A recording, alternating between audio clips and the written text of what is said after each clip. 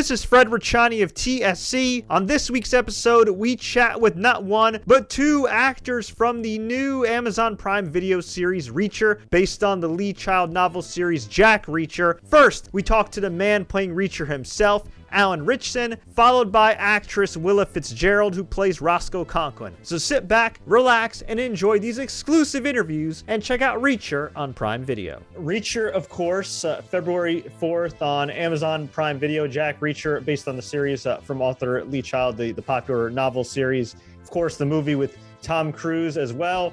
When you got the call that you got this role for the lead as Jack Reacher, man, what was your reaction? I cried. I couldn't believe it. I mean, it was a very competitive process. It was what a lot of people don't know is I was passed on the first time around.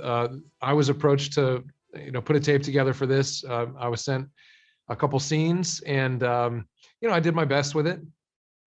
It went to producers. So, there was something there. But months went by and we didn't hear anything, which just means that it didn't work out. About 6 months later, I get a call that there was a new casting director on board, a new set of sides, so new scenes to work with, and the casting director the new one had looked through all the tapes that went to producers from the first round and had handpicked a few that she wanted to see again, that she felt like maybe with some new scenes and new direction could kind of, maybe, could continue on. And it was, it became very competitive then. And I just feel lucky to, that it came back around. It's something that never happens in this business. And there's a bit of a chip on my shoulder. I wanted to prove myself. The difficult thing about Reacher is, he can be rather stoic and say very little. Reacher said nothing, obviously a famous phrase from the books. And in the books, we get to live inside his head. So there's, Lee has a way around him saying nothing, but us getting that information on screen that's very difficult. And so when you're trying to audition this, it's a little tough to know how to, which side of Reacher we want to see when he's silent. And the first round of auditions was sort of aiming for that.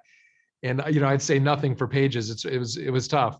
The second time around, the scenes were totally different and it was more interactive and, I had more to get my hands around. So, I feel very lucky. And, a few months later, I get the call. I was up in my cabin and I couldn't believe it. I'd read all the books at that point and had fallen in love with the series and really wanted it.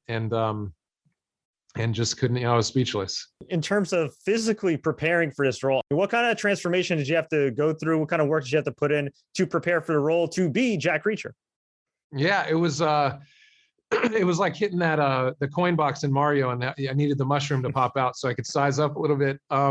It was just about leveling up a little. So I walk around at kind of a comfortable, for my build, kind of a comfortable average weight. And we decided, I needed to throw on 30 pounds. I had 8 months to do it. So I just started working out hard 5 days a week and trying to add the weight, and so we got there. By the time we started shooting, I was there. And I think, his physicality plays an important role in this. And the fans have longed for that for a long time. And it was important that we gave them, what they're craving, so I think hopefully we got it there in time. The trailer itself on Amazon's YouTube channel has like 4.3 million views. If you add up all the other sites, that have it, it's got to be well over like 5 million views or more across YouTube and all these different platforms. This is pretty freaking awesome on your end, right? I looked at the comments and there are so many people that are happy. There are Jack Reacher fans that are like, yes, this is the representation of Jack Reacher. He's supposed to be 6'5" and jacked and this and that. And there's the other people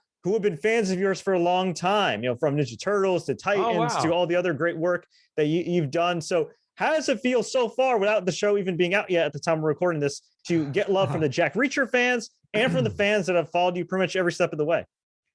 It feels good, man. I mean, if it's great. It's great to, to feel like you're in the right place at the right time. But at the end of the day, it's about the work to me. It's about, so far people are fixated on one attribute of Reacher, which is one that's really out of my control largely. my genetics are my genetics. If I happen to look like Reacher, it wasn't because I did anything. So what I care about is what's in, what I have control over. And that's the essence and characteristics of Reacher that, you get when you're inside a scene. And I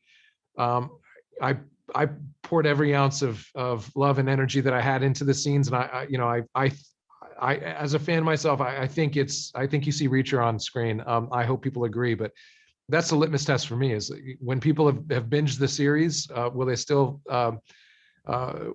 be, feel comfortable with this this casting choice? I hope so.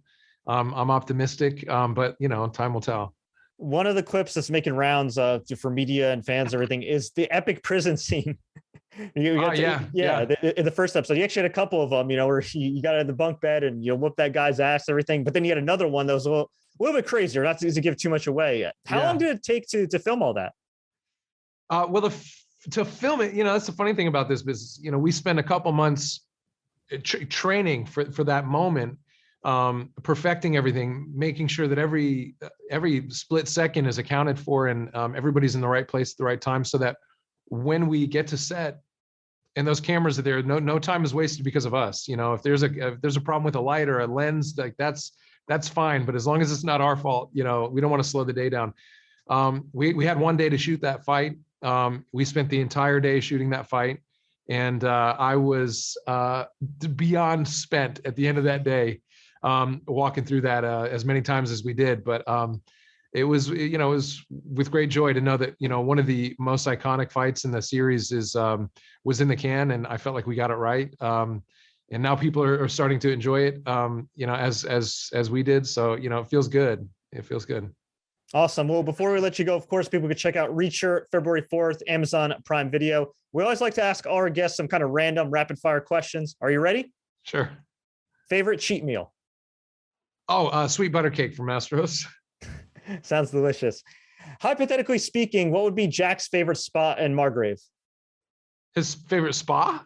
His favorite spot, like his favorite place to eat. I think he said spa. Reacher in a spa, I cannot see. It's no massages for this dude.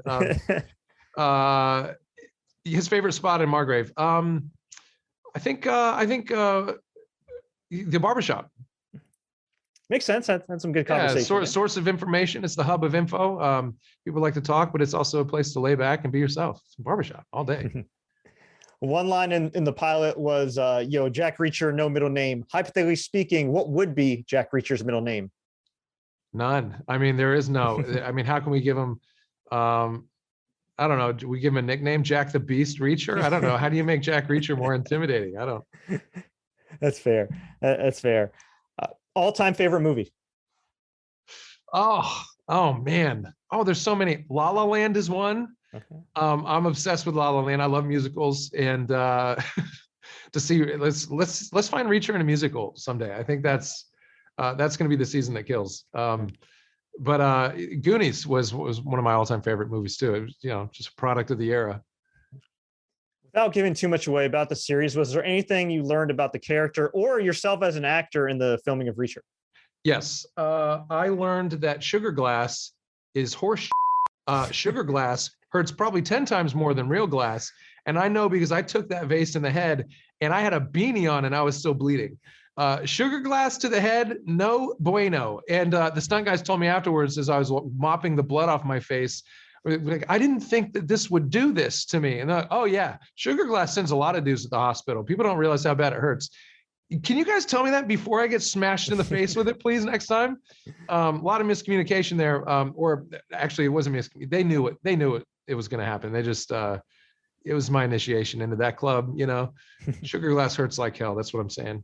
Hey, you got through it. E for effort. And we'll get you out of here on this. In one line or less, why should people check out Reacher on Amazon Prime Video? It's going to be the best show on TV. There you go. Alan, thank you so much for your time. It was an absolute pleasure. Definitely looking forward to checking out the rest of the series. Thanks, man. Nice talking to you. First and foremost, happy belated birthday. Thank you. Of course, February 4th, Reacher coming out on Amazon Prime Video. You've been pretty versatile throughout your career. Of course, in this show, you play Roscoe Conklin. When you heard that you were getting this role and going to be a part of the Jack Reacher universe that includes the film with Tom Cruise and the iconic novels, what was your reaction? Oh, I was so excited. I mean, I think that the scripts that I had read were amazing, and I was so excited to get to play Roscoe. I mean, she's such a fun character, and she is, I knew that it was going to be a really fun project to shoot because of, that pilot episode, which is just so quippy and intriguing. Was there any prep that you felt the need to do as far as go through novels, go back and watch the film, anything like that? I actually chose not to watch the film. I hadn't seen the film before I auditioned, and I kind of didn't really want that to, I guess, shade what I thought Nick Santora's interpretation of the material was. After I got the part, I went ahead and I read Lee Child's book, which is wonderful. And, but as we were shooting, I really kind of did rely most heavily on Nick's scripts, which are really, really detailed. And he wrote all of them before he even started shooting. So I was able to read all 8 scripts and kind of see the whole arc and trajectory of the plot and the character. And that's always so immensely helpful when you have all of that information before you start shooting a project. While also, like, as you said, kind of bringing your own take to it, right? Yeah. Which is, I think, the best kinds of adaptations have, your own signature on them. And did you have a chance to meet Lee Child? Yes. Yeah. He came and visited us when we were shooting the final episode, and he's amazing and was so supportive of all of the work that we were doing. And it was really wonderful to get to meet him in person, and to also have his support for what we were doing was so important, obviously. And of course, Alan stars as Jack Reacher, no middle name. The chemistry between you two seems pretty awesome. Did you click initially? Yeah. We had a chemistry read on Zoom before I got the job. And I mean, he and I kind of hit it off. We were already making gentle fun of each other in the chemistry read. And it just was very easy when we actually finally met in person to just get along. He's an easy person to get along with. And we had a lot of fun on set. And also we just had so many laughing attacks. He's so funny. For some reason, we just crack each other up. Like, once we get started, we can't stop, which is sometimes bad for production. and him as a character as well, just very, if somebody doesn't know anything about Jack Reacher and is watching this for the first time, I don't want to give too much away. Like, he's low-key quick-witted. Yeah. Oh my God. Yeah, totally. I mean, there's a lot of verbal sparring that happens in the show. And a lot of it is definitely between Roscoe and Reacher, and it's fun. It's really fun. Fun stuff to shoot too. Everything. I'm assuming this was primarily filmed during the pandemic? Yes. Yeah. Yeah. We shot in March to August of 2021. Wow. Have to really think about my dates right now. Yeah, time is a flat circle. So did you guys have any challenges with everything? I know it's a little bit easier now with vaccinations, things like that, but were there any challenges in filming? Yeah, I mean, I think the biggest challenge was we were shooting in Toronto, and Toronto was locked down for most of that time. So I think the biggest challenge was kind of the people who were our costumers had a hard time shopping because no stores were open. And a living challenge was that the only thing you could do was go to the grocery store, really. So it was definitely kind of a return to 2020 for, I think, the people who traveled to Toronto to shoot there. And, it was definitely a very interesting experience. But on set, I mean, everything was smooth. The production was great about testing and safety, and it all felt good. What was it like working with the showrunner, Nick Santora? I mean, that guy's done, Lord knows how many different productions, of course, best known for Law and Order, Scorpion, of course, the Sopranos. I'd imagine you got a kick out of working with him. I know. Nick is prolific. He's always doing a million things at the same time. It's inspiring. He's amazing. He's thought about everything, and he's so generous with his time and his insights. The number of times that I would text him a question, he'd just be like, call me. And then we'd be on the phone for, 30 minutes, just talking about something that I had a question about. He wasn't with us when we were shooting in Toronto because he was in LA, but he was always available and always around. And it's amazing to have a showrunner who knows so clearly what they want and what they're looking for, and who is so supportive. He's great. I love him. Doing a series like this based on the Jack Reacher universe, for lack of a better term, opens you up to a whole new fan base. But you still have a ton of fans from your time, of course, in Scream, Dare Me, Royal Pains. How does it feel to have such a loyal fan base that's kind of followed you from project to project with their full support? Yeah, I mean, it's really wonderful. It's always such an interesting dynamic because there's all of these people who feel very connected to me and my work who I just don't know. And it's really lovely when you get to hear from them that the work that you do is touching them in a specific way or helping them through a hard time. Because, at the end of the day, that's one of the most beautiful parts of our job is that we offer a whole range of things to people that we don't even ever know about. And that's just, it's a special part of our job. Reacher, February 4th on Prime Video. Before we let you go, Willa, we always like to ask all our guests some kind of random rapid fire questions just to get to know them better. Are you ready? I don't know. All right. Well, we'll try anyway. Favorite late night snack or cheat meal? Oh, I love Pirate's Booty cheese puffs. Sounds pretty good. Again, hungry right now. All-time favorite actor, actress? Meryl Streep. Oh, she's iconic. I know. All-time favorite series besides Reacher? Oh my gosh. Pen 15. All right. All-time favorite movie? Oh my God.